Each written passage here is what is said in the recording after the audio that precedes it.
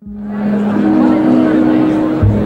day was February 16th, 1927. The place, Carmen's Hall in Chicago. More than 5,000 members of Local 1 of the Building Service Employees International Union poured into the vast hall. It was to have been a regular union meeting, but it turned out to be anything but ordinary. Just 12 hours earlier, William Quessy, founder and first president of the Flat Janitors Local, had died at the age of 48.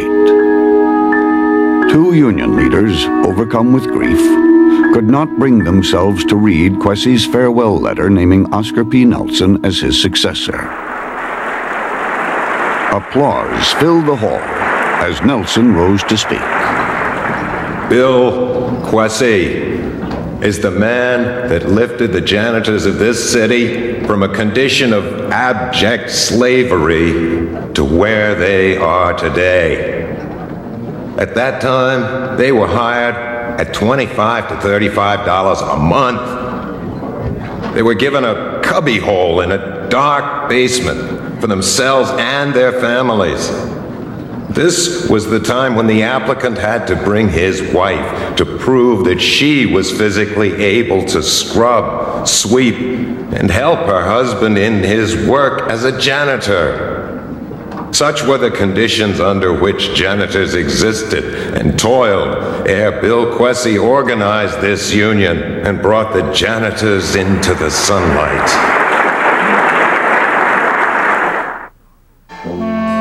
Chicago janitors, elevator operators, and window washers first formed their unions in 1902 in a massive wave of organizing that swept the city. They worked in the commercial buildings and apartments, or flats as they were called, in Chicago's downtown business district, known as the Loop. Around 1900, Bill Quessy, the son of German immigrants, followed his two brothers into janitor's work. 2 years later, he helped found a union for janitors. Quessy said he wanted to make the janitor's job one you could stay in and respect. The Janitors Local became part of an international union for building service workers.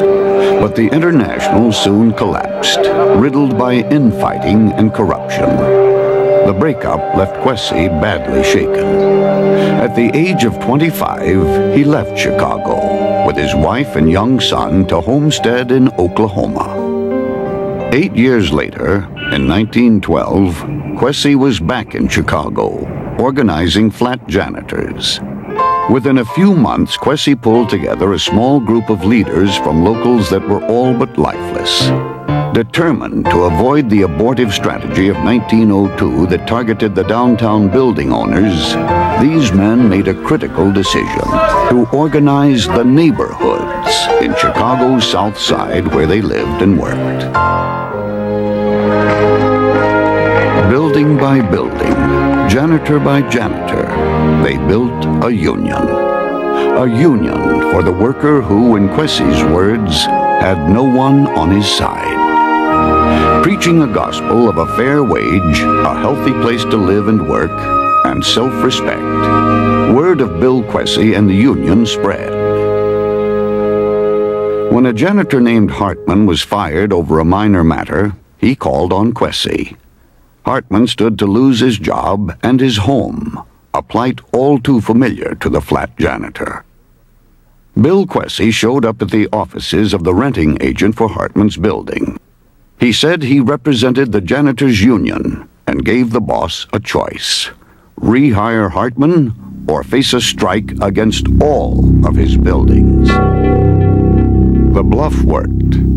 Hartman got his job back, and no one missed the point. A dispute with one janitor could inconvenience tenants in many buildings. The Hartman incident sparked new life into the fledgling janitors' union. Their name and numbers grew. By October of 1912, the American Federation of Labor directly affiliated the Chicago Flat Janitors Union as Local 14332.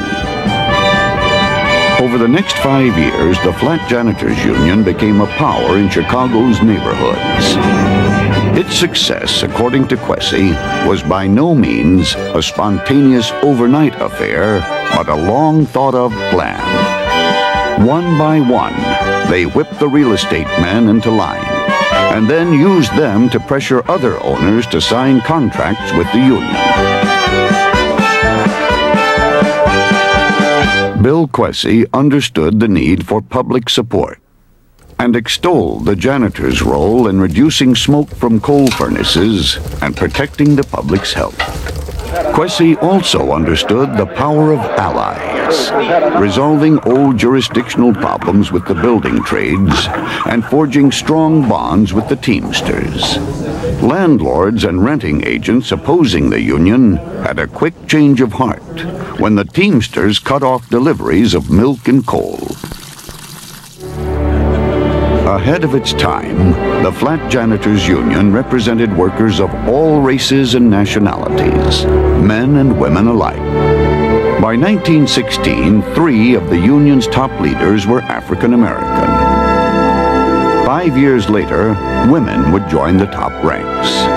As Quessy wrote, "We cared not what a man's color, creed, or nationality was, but realize if he was not in our organization, he was a competitor."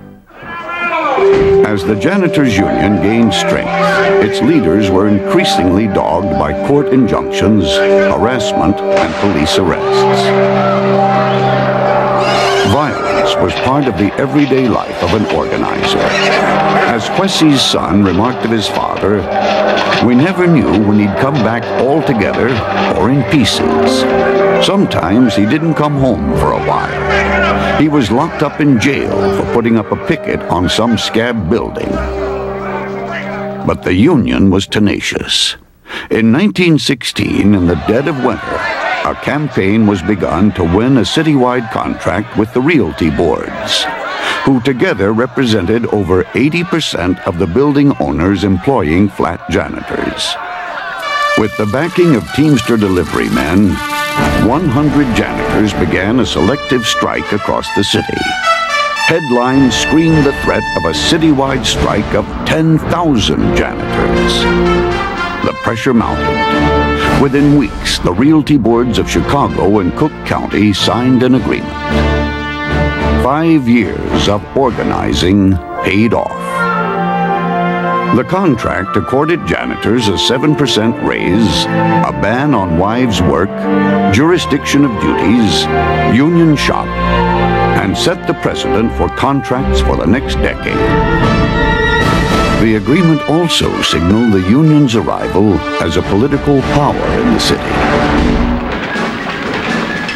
2 months after the contract was signed, the United States entered World War I. As partners in the war effort, America's unions enjoyed a brief period of prosperity and social peace at home. Quessy seized the opportunity. Flush with victory, Quessy fanned the spark of collective pride and self-respect in the members. With America at war, janitors were taught to buy Liberty bonds, to conserve fuel, and to vote. To be a union member was to be an American. To this downtrodden class of workers, native and foreign-born, the union offered the hand of self-respect and full participation in the mainstream of American life. Absolutely.